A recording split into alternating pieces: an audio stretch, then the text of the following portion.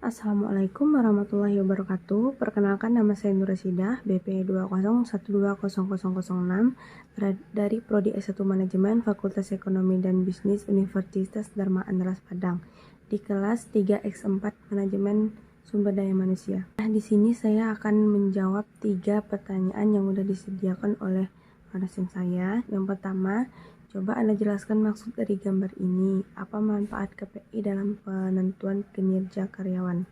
Nah, pada tabel di atas yang pertama ada area kinerja utama, yaitu di bidang tanggung jawab pokok manajemen sumber daya manusia. Dalam contoh ini ada 4 area kinerja utama, yaitu rekrutmen, training and development, performance management, dan employee retention and productivity. Selanjutnya, key performance indicator adalah indikator yang terukur untuk memulai hasil kerja. Masing-masing area kinerja utama minimal memiliki 1 KPI.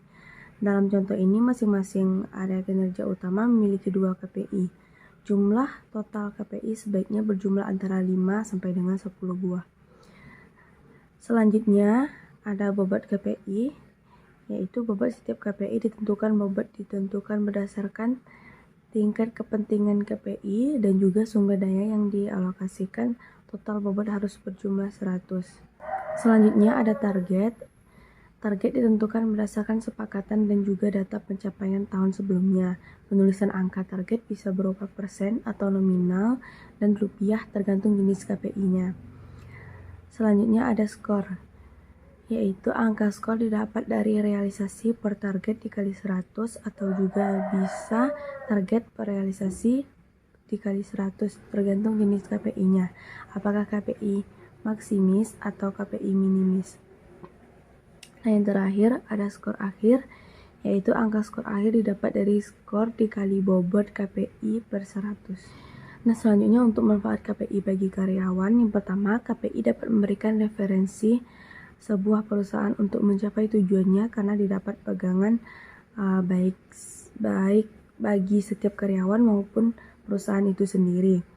Yang kedua, lebih mudah untuk mengukur atau mengevaluasi kinerja karyawan serta dapat mengurangi unsur subjektivitas karena penilaian kinerja karyawan diukur secara lebih objektif. Yang ketiga, karyawan menjadi lebih mengerti mengenai apa yang diharapkan manajemen terhadap dirinya. Hal tersebut juga dapat menjadi motivasi bagi karyawan untuk bekerja lebih optimal untuk mencapai target yang sudah ditetapkan. Dan yang terakhir, hasil kinerja yang menjadi lebih terukur dapat dijadikan sebagai acuan untuk memberikan penghargaan atau reward bagi karyawan yang kinerjanya lebih bagus, begitu juga sebaliknya. Selanjutnya saya akan membahas soal yang kedua, yaitu seorang karyawan ketika akan berangkat kerja mengalami kecelakaan, kakinya patah dan perlu perawatan di rumah sakit. Perusahaan tempat ia bekerja menganggapnya sebagai bagian dari kecelakaan kerja, sehingga membantu dalam pembiayaan pengobatan. Selang hampir 6 bulan berlalu, karyawan tersebut masih belum bisa masuk kerja.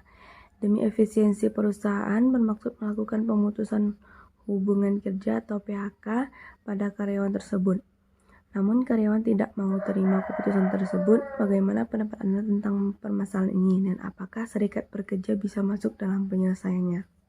Menurut pendapat saya, seharusnya perusahaan memberikan kesempatan untuk karyawannya dengan memberikan keringanan dengan tetap mempekerjakan karyawannya dari rumah sampai karyawannya sembuh.